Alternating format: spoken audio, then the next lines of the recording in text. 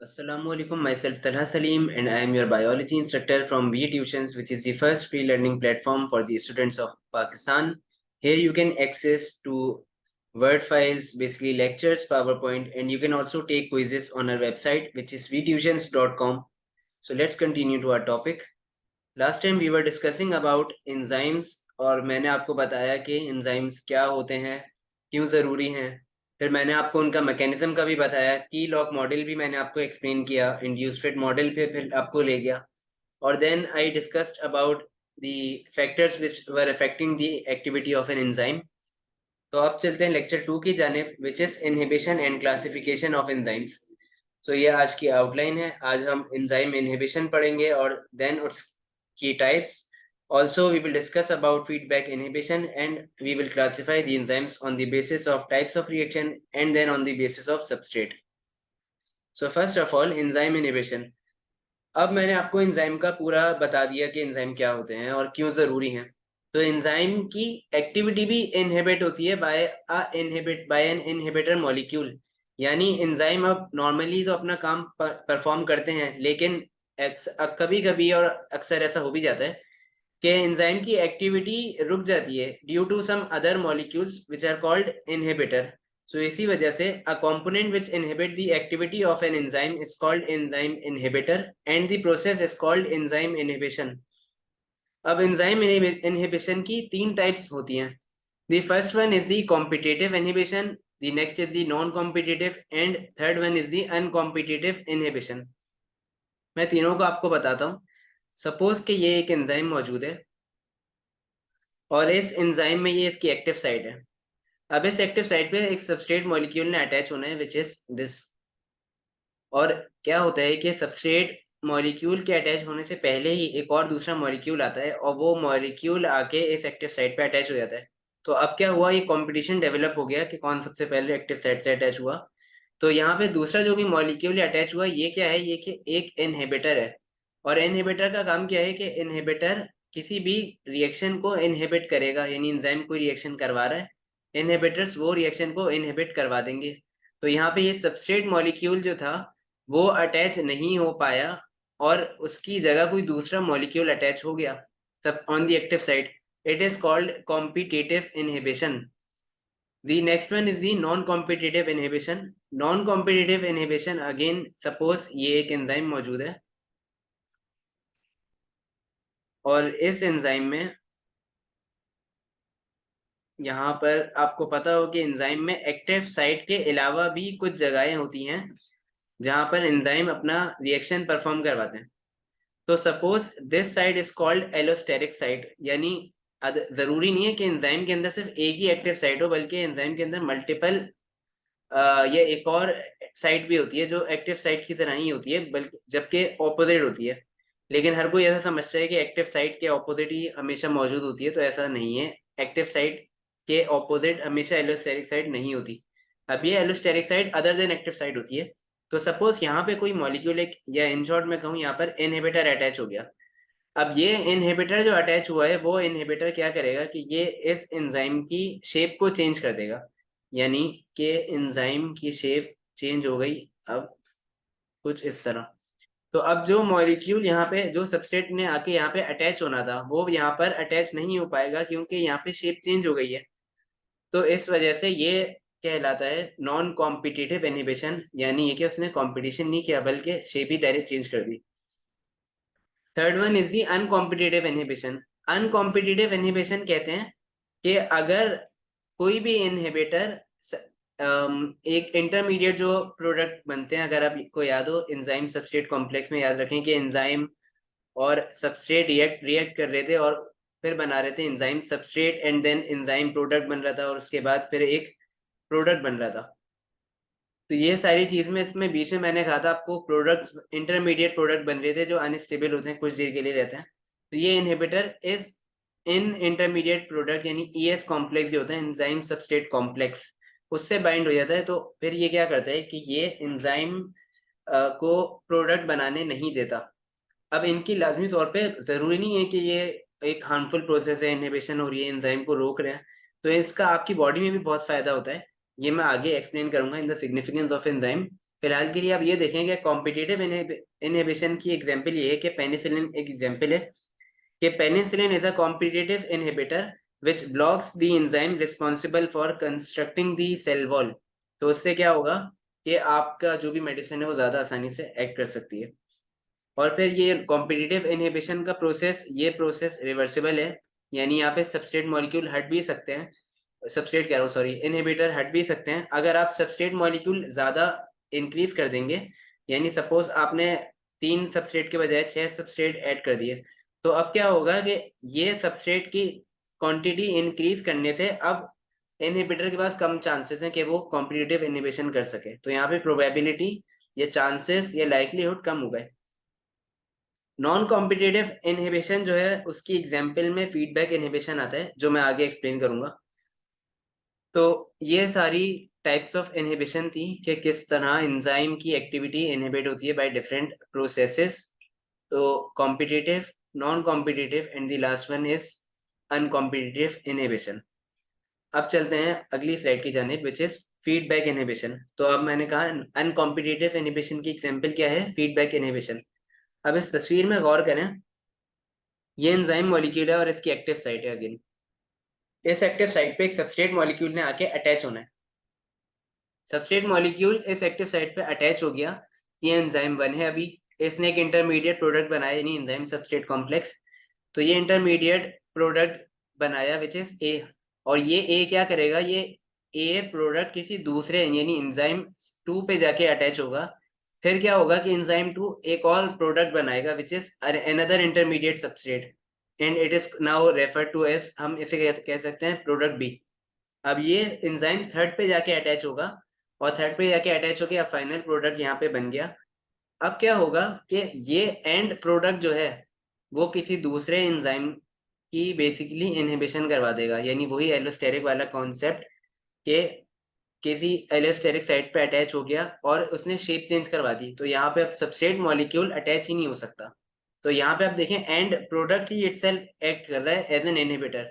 ये होता है कभी कभी रिएक्शंस में कि अगर रिएक्शन टाइम ले रहे हैं या फिर आप जो प्रोडक्ट है वो प्रोडक्ट ये काम करवाते हैं, अक्सर ये होता है। तो अब एक और चीज अगर यहाँ पे देखें कि आप सोच रहे होंगे कि एंजाइम एक जब काम करवा रहे हैं, यहाँ पे 3 एंजाइम कैसे आ रहे हैं। तो अक्सर क्या होता है आपकी बॉडी में, ऐसा नहीं है कि एक ही एंजाइम सारे काम कर रहा है, यानी मल्टीपल एंजाइम होते हैं। एक प्रोडक्ट बनाने के लिए 3 4 कई सारे एंजाइम चाहिए होते हैं। तो आपकी बॉडी में भी सपोज कोई एक चीज बन रही है, तो वो सपोज इसी तरह मुख्तलिफ प्रोसेसेस के थ्रू जाकर एक फाइनल प्रोडक्ट बनता है। तो ये इसी तरह इसमें मल्टीपल एंजाइम्स इन्वॉल्व होते हैं, जो हर एक एक अपना अपना सबस्ट्रेट। अब यहाँ पे देखें कि एंजाइम 1 का प्रोडक्ट जो था वो एंजाइम 2 के लिए सबस्ट्रेट था। तो इसी तरह ये प्रोसेस चलता है, कुछ कुछ में 5 5 6 6 एंजाइम्स भी होते हैं कुछ रिएक्शंस में। तो अब यहाँ पर एंड प्रोडक्ट जो था वो इनहिबिशन करवा रहा है, किस तरह कि वो एलोस्टेरिक साइट पे बाइंड हो रहा है और शेप चेंज करवा रहा है। तो it is called feedback inhibition. अब चलते हैं कि सिग्निफिकेंस ऑफ एंजाइम, के एंजाइम क्यों जरूरी होते हैं।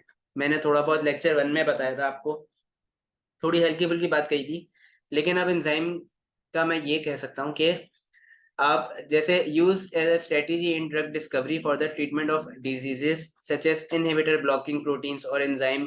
तो यानी मुख्तलिफ, एक तो रिसर्च पर्पस में भी इस्तेमाल हो रहे थे एंजाइम्स, आपकी बॉडी में तरह तरह के रिएक्शंस हो रहे हैं। बैक्टीरिया, वही पेनिसिलिन वाली एग्जांपल देता हूँ कि बैक्टीरिया सेल वॉल बनाता है ताकि वो मुख्तलिफ ड्रग्स वगैरह से बचा सके खुद को।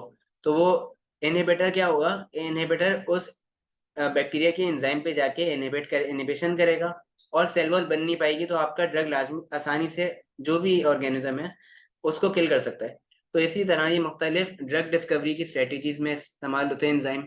उसके अलावा आपकी बॉडी को कैंसर सेल से प्रिवेंट कर रहे हैं, महफूज कर रहे हैं, क्योंकि क्या होगा कि कुछ सपोज कैंसर सेल को ये इस एंजाइम के थ्रू ये चीज बनानी है, तो एंजाइम क्या होगा, एंजाइम इधर ब्लॉक हो गए, या फिर क्या होता है कि एंजाइम कोई रिएक्शन करवा के एक प्रोडक्ट बनाया, उसने इनहिबिशन करवा दी। तो आसार तरीके से ये कैंसरस सेल से आपकी बॉडी को प्रोटेक्ट करता है। फिर used in antibiotic to inhibit the formation of certain components required by bacteria, और लास्ट इन कंट्रोलिंग मेटाबॉलिज्म। अच्छा, अब मेटाबॉलिज्म में भी यानी मुख्तलिफ मेटाबॉलिक पाथवे होते हैं, कुछ जरूरी हैं तो उनको इंक्रीज कर दिया मजीद रिएक्शंस को। तो सिर्फ इसमें इस्तेमाल नहीं होते बल्कि एंजाइम इंडस्ट्रियल लेवल या कमर्शियल लेवल पे भी इस्तेमाल होते हैं। जैसे वही एग्जांपल लेक्चर 1 में कही थी डिटर्जेंट की, कि आप आपकी अब देखें, आप डिटर्जेंट ऐड आ रहे होते हैं अक्सर मुख्तलिफ चीज़ों के, तो उसमें कहते हैं फास्ट एक्टिविटी हो गई है, ये हो गया वो हो गया, तो अब आपके ये वाले स्टेन्स भी हट सकते हैं। तो क्या होता है, सपोज आप कोई खून जैसे लग जाता है, ब्लड में बात करता हूँ, ब्लड स्टेन्स आसानी से रिमूव नहीं हो सकते क्लोथ से, लेकिन अब क्या कर रही है कंपनी के, वो एंजाइम ऐड कर रही है। एंजाइम से क्या होगा कि एंजाइम, अच्छा एंजाइम एक खास सबस्ट्रेट से एक खास चीज के लिए होता है, हर एक एंजाइम में खास काम के लिए। तो अब ब्लड क्या है, एक प्रोटीन। अब ब्लड प्रोटीन के पे जो एक्ट करता है एंजाइम, प्रोटीन को जो डिग्रेड करता है, तोड़ता है, वो एंजाइम कहलाता है प्रोटीएस। तो उस डिटर्जेंट में प्रोटीएस एंजाइम मिला हुआ है, तो उससे क्या होगा कि आपके जो भी स्टेन्स मौजूद हैं ब्लड के, वो सारे हट जाएंगे, या जो प्रोटीनस स्टेन है। तो इस तरह मुख्तलिफ चीज़ों में इस तरह एंजाइम यूज होता है। जूसेस बनाने में, जो आप डेली बेसिस पर जूसेस इनटेक कर रहे हैं, वो बेसिकली उनकी मैन्युफैक्चरिंग में हेल्प कर रहे हैं। क्लोथिंग में इस्तेमाल हो रहा है, फिर इसे लेदर इंडस्ट्री में टैनिंग के तौर पे इस्तेमाल हो रहा होता है। आप लेदर देखें, लेदर की सफाई वगैरह उस चीज़ों में भी एंजाइम इस्तेमाल होता है। फर्मेंटेशन में और इसी तरह हजार चीज़ों में एंजाइम इस्तेमाल हो रहा है। तो इस पर एंजाइम पर तो पूरा एक सब्जेक्ट है विच इज कॉल्ड एंजाइमोलॉजी, अगर आप थोड़ा बहुत देखें उसे। खैर, अब हम टॉपिक की तरफ ही वापस आते हैं। अब एंजाइम की इनहिबिशन वगैरह भी आपको पढ़ा दी, फीडबैक इनहिबिशन भी बता दिया आपको। तो अब आते हैं क्लासिफिकेशन ऑफ एंजाइम्स पर। एंजाइम को क्लासिफाई किया जाता है on the basis of type of reaction या फिर on the basis of substrate. तो सबसे पहले टाइप ऑफ रिएक्शन, तो सबसे पहले आता है ऑक्सीडो रिडक्टेस। ये वो रिएक्शन, वो एंजाइम होता है जो कि ऑक्सीडेशन और रिडक्शन करवाता है। फिर दूसरा एंजाइम है ट्रांसफेरेस। तो ये क्या करेगा, ये एक किसी एक फंक्शनल ग्रुप को दूसरे ग्रुप में या दूसरी चीज में, या इन शॉर्ट कोई भी एक चीज को दूसरी जगह ट्रांसफर करवाने में मदद करवाता है ट्रांसफेरेस, यूजुअली ग्रुप ट्रांसफर। थर्ड आते हैं हाइड्रोलिसिस एंजाइम। हाइड्रोलिसिस एंजाइम जो होते हैं, वो नाम से वाजे, ये हाइड्रोलिसिस, हाइड्रोलिस यानी हाइड्रोलिसिस से लफ्ज से निकला है। अच्छा, हर एक एक में ना आप लफ्ज से ही पहचान सकते हैं। जैसे ऑक्सीडो रिडक्टेज में ऑक्सीडेशन और रिडक्शन दोनों का लफ्ज इस्तेमाल हो रहा है। ट्रांसफेरेज में ट्रांसफर का लफ्ज इस्तेमाल हो रहा है। हाइड्रोलेस मींस हाइड्रोलाइज से निकला है। तो यानी हाइड्रोलिसिस वो एंजाइम है जो कि हाइड्रोलिसिस करवाते हैं। हाइड्रोलिसिस अगर आपको याद हो, वापस रिकैप करें बायोमोलिक्यूल्स में, लेक्चर 1 में जाएं, तो उसमें हाइड्रोलिसिस का मैंने आपको कॉन्सेप्ट दिया था, कंडेंसेशन हाइड्रोलिसिस, अगर याद हो। तो फिर फोर्थ एंजाइम आते हैं लाइएस एंजाइम। लाइएस एंजाइम कौन से हैं, कि लाइएस एंजाइम और हाइड्रोलेस तकरीबन सिमिलर हैं। दोनों क्या करते हैं, दोनों केमिकल बॉन्ड से तोड़ रहे हैं, लेकिन हाइड्रोलेस एंजाइम जो है वो हाइड्रोलिसिस के थ्रू करवाते हैं, जबकि लाइएस एंजाइम अदर देन हाइड्रोलाइसिस या ऑक्सीडेशन प्रोसेस के थ्रू क्लीवेज करवाते हैं, केमिकल बॉन्ड्स की तोड़ते हैं। आइसोमरेस एंजाइम देखें, आइसोमर्स से निकला है। आइसोमर्स के same molecular formula but different structural formula are called isomers. तो आइसोमरेस क्या है कि ये आइसोमराइजेशन में हेल्प करवाते हैं, यानी आइसोमर्स बनाने में मदद करवा रहे होते हैं। वही डी ग्लूकोस एल ग्लूकोस वाली बात अगर याद हो तो, लेक्चर 1 बायोमोलिक्यूल्स में। अब फिफ्थ वन आता है लाइगेस एंजाइम। लाइगेस एंजाइम एक बहुत खास है, कि लाइगेस एंजाइम को मॉलिक्यूलर ग्लू भी कहा जाता है, क्योंकि लाइगेस एंजाइम का काम क्या है कि लाइगेस एंजाइम दो मॉलिक्यूल्स को अटैच करवाने में मदद करवा रहे हैं। हाइड्रोलाइज या लाइस क्या कर रहे थे कि ये तोड़ रहे थे, जबकि लाइगेस एंजाइम दो किसी मॉलिक्यूल्स को अटैच करवाने में मदद करवाता है। इसी वजह से लाइगेस का दूसरा नाम मॉलिक्यूलर ग्लू भी इसको कहा जाता है। अब आते हैं on the basis of substrate. Substrate के हिसाब से यहाँ पे डिफरेंट टाइप्स हैं। वही जैसे मैंने आपको कहा कि सपोज प्रोटीएस एंजाइम था जो प्रोटीन के तौर पे प्रोटीन को डिनेचर कर रहा है, उसकी एग्जांपल में ट्रिप्सिन एंजाइम है। इसी तरह लाइपेस एंजाइम लिपिड्स को करेगा। अमाइलेस एंजाइम अमाइलेस को कन्वर्ट करेगा माल्टोस में। इसी तरह हर एक एक एंजाइम जो है वो एक खास फंक्शन परफॉर्म कर रहा है। अब यहाँ पर अगर आप देखें, तो माल्टोस को जो ब्रेक करेगा वो माल्टेस है, यानी उसी लफ्ज का ही एंजाइम मौजूद है। लेकिन एक और चीज जो यहाँ पे point to be noted here, वो ये कि यहाँ पर हर एक के एंड में सफिक्स जो इस्तेमाल हो रहा है वो एस इस्तेमाल हो रहा है। एंजाइम के लिए लफ्ज इस्तेमाल होता है एंड में एस, यानी जिस चीज पे वो ऐड कर रहा है वो स्टार्ट में इस्तेमाल होता है और उसका सफिक्स इस्तेमाल होता है उसी वर्ड का, एस।